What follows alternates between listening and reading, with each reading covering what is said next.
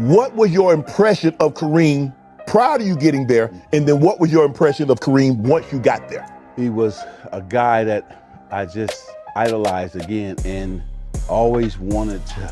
I was dreaming if I could just pass it to him a couple times. Right. Who's the greatest of all time? Jordan, LeBron, or you?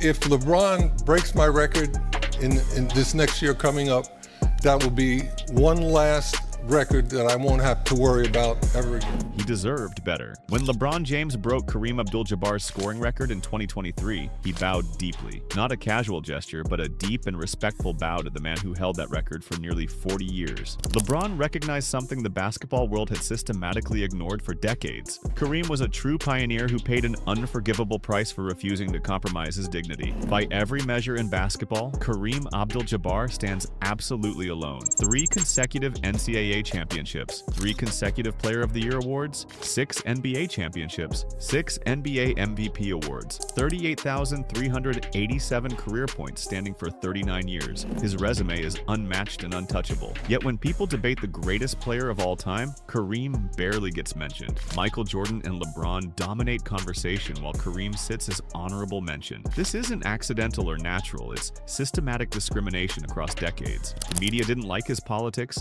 they didn't understand his intellect, they despised his refusal to smile, and they punished him for it relentlessly. The discrimination started before professional basketball even entered the picture. When Lou Alcindor dominated college basketball, the NCAA did something extraordinary and deliberately targeted. They banned the dunk. This was a targeted weapon. Everyone knew it aimed directly at him. Alcindor understood immediately and recognized the racism. Most who dunk are black, he noted. The establishment refused to accept a black man's supremacy. The system worked to contain and diminish him. When he successfully invented the skyhook, they called it boring. So here's what I need from you right now. Subscribe to this channel and comment down below. Tell me your thoughts on Kareem's legacy and treatment. This conversation matters because it's about more than basketball. It's about how history gets written and who decides that story. It's about how we remember greatness and value excellence. Subscribe and comment. Let's continue. Kareem refused to play the role the establishment demanded of him. In the late 1960s, the white sports world wanted a specific performance from black athletes. Be grateful, be humble, stay out of politics, don't speak. Alcindor rejected it all. When the 1968 Olympics arrived, he didn't compete. While others protested, Alcindor boycotted entirely. He was making a statement about African-American treatment at home. The press called him un-American and ungrateful. But Alcindor made his position clear. Somewhere, each of us has to make a stand. That decision branded him a radical in the eyes of the media. Once that label stuck, the entire sports establishment turned against him. Then, in 1971, he converted to Islam and changed his name to Kareem Abdul-Jabbar. For the media, Islam wasn't legitimate, associated with the Nation of Islam. By shedding Lou Alcindor, he rebelled against the brand the media had packaged. He was reclaiming his identity. The sports industry found this unforgivable. A black athlete was supposed to be grateful, not transform himself into someone the system couldn't control. What made Kareem even more threatening was his intellect and education. He was a history major who read constantly and voraciously. He engaged with jazz culture deeply. He spoke with vocabulary and sophistication that confused sports writers. Jerry West noted that Kareem's reserved nature was misinterpreted as arrogance, but that reserve was a shield protecting himself. Kareem had learned quickly that the media wasn't neutral or fair. They were hostile and discriminatory. He described his experience as being treated like a museum piece. They poked and prodded looking for reactions. When he refused to perform as the jocular entertainer, the media retaliated viciously. They labeled him surly, moody, and brooding. When applied to a 7-foot black man, these words carried weight. They suggested danger. Isaiah Thomas became the most articulate and forceful defender of Kareem's legacy after retirement. The Hall of Fame point guard attacked the framework of how we measure greatness. Isaiah compared Kareem to Muhammad Ali. This was loaded with historical meaning and significance. Like Ali, Kareem was vilified during his prime for his beliefs. Thomas argued that true greatness cannot separate from social courage and conviction. When you look at what GOAT means for lifting us up in society, speaking for the voiceless, what he did outside the playing field matters, Thomas said. In 1967, Alcindor attended the Cleveland Summit to support Ali. This put his entire future earnings at risk completely. Modern comparisons to LeBron or Jordan ignore this crucial difference entirely. Jordan said Republicans buy sneakers too, and avoided politics deliberately. LeBron operates in an era where activism is corporate-sponsored and safe. Kareem stood alone in a hostile world with no support. He paid what Isaiah calls a popularity tax. Ali was eventually embraced because his Parkinson's lessons softened his image. Kareem remained sharp, critical, and imposing. He never gave the public the softening narrative they demanded. He never asked for forgiveness for being right. Isaiah backed his argument with numbers and statistics. Winning at every level, he said clearly. 79 wins and 2 losses in high school. 88 wins and 2 losses in college. 6 NBA championships. There is no one who has had a better basketball playing career than Kareem Abdul-Jabbar. Thomas declared boldly. He attacked the hypocrisy in how we measure greatness. If scoring is the criteria, Kareem held the record for 39 years. If winning is criteria, Kareem has 6 rings, same as Jordan. If longevity is criteria, Kareem played 20 seasons. For Jordan to be above Kareem, you must discard entire categories where Kareem dominates. This selective discarding is intellectual discrimination. But Isaiah's deepest point was about narrative control and power. The media packages voices differently, he explained. Kareem's voice was packaged as complaining and anger. Magic Johnson's was packaged as joyful and entertaining. The media doesn't report reality, it constructs it. They constructed Kareem as a problem. Magic Johnson walked alongside Kareem during the 1980s. In some ways, Magic saved Kareem's career. In other ways, it buried his legacy forever. An insider described Kareem's relationship with the public vividly. He treated them like liquid crap, the person said. Magic confirms the sentiment was accurate. This was Kareem's reputation. He was hostile. Magic was the savior. Magic eventually understood what was happening. Kareem was a museum piece and felt trapped. The public felt entitled to his time constantly. Kareem would hide in bathroom stalls just to read in peace. Magic, an extrovert, thrived in that attention. But the media weaponized this personality difference. Magic eventually explained the racial dimension with clarity and honesty. He had that great smile, and white people thought his life was okay. They thought racism hadn't affected him. Magic made white people feel comfortable. The black athlete who smiled and entertained was embraced. The black athlete who was serious and guarded was viewed with suspicion. This is the racial discrimination of the era. It operated through the language of personality, but it was fundamentally about race and perception. The most striking example happened in 1980. The Lakers reached the finals with Kareem winning MVP that season, but the narrative was about Magic Johnson playing center in Game 6 while Kareem was injured. The popular story became that rookie Magic won the title without Kareem. This myth erased 80 games of dominance from Kareem that season. The media's selective memory was unfair to the captain. Magic has spent decades correcting this narrative. We don't win championships without the greatest player in the history of the game, he insisted. Magic also called the skyhook the greatest weapon in sports history, yet the prevailing narrative called it boring and repetitive. He consistently referred to Kareem as the most beautiful player to ever play the game. The skyhook wasn't boring, Magic insisted. It was a move of beauty and rhythm. The highlight culture valued explosive athleticism over efficient grace. Magic tried to retrain the public eye to see beauty differently. In 2014, Donald Sterling's racist remarks surfaced publicly. Kareem had been vocal about Sterling's racism for years before the scandal broke. In a Time magazine op-ed, Kareem wrote, "I used to work for him. He was discriminating against black and Hispanic families for years. The media only cared when Magic Johnson was insulted on a tape." The systemic housing discrimination Kareem exposed went unheeded until it became celebrity scandal. The media values the comfort of the celebrity class over the rights of ordinary people. Now comes LeBron James. LeBron represents something entirely different and modern. He's an athlete CEO activist in ways previous generations weren't. For LeBron, the discrimination Kareem faced is viewed as a pioneer who cleared the path he now travels. When Laura Ingraham told LeBron to shut up and dribble in 2018, massive media defense erupted immediately. But LeBron recognized something important. Kareem faced a version of shut up and dribble far more pervasive and dangerous, lacking the support systems LeBron enjoys. When Alcindor stood with Ali in 1967, there was no Nike campaign supporting him, no Twitter to rally fans. The discrimination was total and complete. Loss of endorsements, public vilification, FBI monitoring. LeBron understood that his own ability to be a billionaire activist was built on the ruins of Kareem's public image. That's why LeBron called Kareem a pioneer when breaking his scoring record. A pioneer goes into the wilderness first and faces the dangers. LeBron was acknowledging that Kareem's prickly relationship with the media wasn't a flaw. It was a scar from that long battle. LeBron also recognized how differently their longevities were covered. His longevity was treated as a marvel of science, $1.5 million on his body annually. But Kareem's longevity was covered as a refusal to retire. In the late 1980s, the narrative was he's too old, he doesn't rebound, he's dragging the Lakers down. Kareem was pushed out by narrative despite averaging decent numbers. LeBron's bow to Kareem was deliberate and purposeful. It was a visual corrective to history. LeBron was saying, I understand what it takes to do this for 20 years, even if they didn't appreciate it then. At times, Kareem has been critical of LeBron. He criticized the big balls dance. He questioned vaccine positions. The media labeled Kareem a hater, but LeBron eventually understood something deeper and more significant. Kareem's standards are impossibly high because in his era, a black athlete had to be perfect. Any slip-up was used to demonize the entire race. LeBron came to value Kareem's criticism as tough love. This reframing dismantled the media's attempt to create a feud. It revealed instead a lineage of high standards passed forward. Shaquille O'Neal's relationship with Kareem is perhaps the most dramatic illustration of how media narratives create conflict between black fathers and sons of the sport. For years, Shaq viewed Kareem as a bitter hater. Kareem was often critical, suggesting Shaq lacked conditioning or relied too heavily on brute force. Shaq interpreted this as jealousy. The media loved this narrative, old giant versus new giant. The media's discrimination was in erasing nuance. Kareem's critique was about longevity and skill development, but the media packaged it as bitterness. Something shifted as Shaq matured. He eventually realized the truth. At 49 years old, Shaq publicly admitted, "I realized he was just pushing me to be great." The coldness Shaq interpreted as discrimination was a refusal to coddle. Kareem had to master every facet of the game to survive the 1960s. He viewed Shaq's fun-loving approach as dangerous squandering of talent. In a world that doesn't forgive black men who waste potential, Kareem was trying to save him. Shaq recently called Kareem the greatest big man ever. This is a massive admission from the most dominant big man ever to play. Shaq's defense is also a defense of the center position. The modern NBA discriminates against big men. The game moved to the perimeter. Curry, Durant. The recency bias threatens to erase both of them. Kareem's resume is untouchable. 3 NCAA championships, 6 NBA championships. When the Lakers unveiled statues, Shaq was vocal that Kareem should have been honored sooner. He's using his massive media platform to force the younger generation to respect the architect of their league. Shaq also highlighted the disappearance of the go-to guy. In the 1980s, despite Magic's flash, the ball went to Kareem in the clutch. The skyhook was unstoppable. Kareem was the guy. The media's rewriting discriminated against the reality of the game plan. Shaq understands this frustration deeply, being the focal point but the second option in the narrative. Finally, Julius Erving brings a unique perspective to this entire conversation. Dr. J was arguably the most stylistically influential player in history. He's the father of the modern dunk and highlight reel. Yet he staunchly argues that Kareem is the greatest of all time, superior to Jordan and LeBron. Dr. J attacks a specific temporal discrimination. The 1970s NBA was plagued by low ratings. It was the Dark Ages. Kareem's athletic prime occurred almost entirely within this invisible window. He won 5 of his 6 MVPs during this era. Because fewer people saw prime Kareem, his dominance is treated as theoretical. If Kareem's 70s prime had been televised with 1990s production value, there would be no GOAT debate. The discrimination is technological and archival. Kareem is punished for playing before the satellite era. Dr. J is the antithesis of Kareem stylistically. He was cool and flashy, yet Erving argues that Kareem's lack of cool is why he is underrated. The skyhook was unstoppable but repetitive. The basketball world discriminates against efficiency in favor of entertainment. Kareem made the extraordinary look routine. By penalizing him for not being flashy, the media betrayed the sport's objective. Dr. J candidly admits something extraordinary. Kareem was the best player in high school, college, and his early NBA career. Popularity blinded people to dominance. The media wanted to promote Dr. J because he was marketable. They buried Kareem because he was boring. Erving's testimony is powerful because he benefited from this bias. Yet, he rejects it. That takes integrity. Erving's criteria for GOAT are holistic, individual and team accomplishments combined. Jordan has the stats and marketing. Russell has the winning. Kareem has both. Look at his teammates, Dr. J argues. Oscar, Magic, Worthy, all had their best years with Kareem. The narrative focuses on how Magic saved Kareem. It ignores how Kareem validated Magic. Each legend identified a different mechanism of discrimination. Isaiah proved Kareem was penalized for his social conscience. Magic proved he was penalized for his introverted personality. LeBron proved he was a sacrificial pioneer for player empowerment. Shaq proved he was the victim of manufactured intergenerational conflict. Dr. J proved he was the victim of aesthetic bias. The discrimination against Kareem was the result of his refusal to compromise. He would not dunk to please the NCAA. He would not answer to Lou to please the fans. He would not smile to please the advertisers. He would not perform gratitude for a system that discriminated against him. The legends understood this completely. They recognized he paid the price with his legacy. But as the dust settles, the sheer monolithic structure of Kareem's achievements remains. He is the towering silence of the NBA, a figure who speaks volumes, not by what he says, but by what the history books tried to hide. Time exposes truth. The record books don't lie, and one day the world will come to recognize what should have been obvious all along. Kareem did not just play basketball. He absolutely dominated it with excellence. He refused containment. For that refusal, he was severely punished. But real history never forgets what happened. happened. I want to hear from you now. What are your thoughts on how Kareem has been treated? Do you think he truly deserves to be in the GOAT conversation? Comment down below now and share your perspective with me. And if this story resonated with you, please subscribe to this channel and share with someone who really needs to hear it. Because this is not just about basketball, it's about how we remember greatness and excellence and who we choose to honor forever.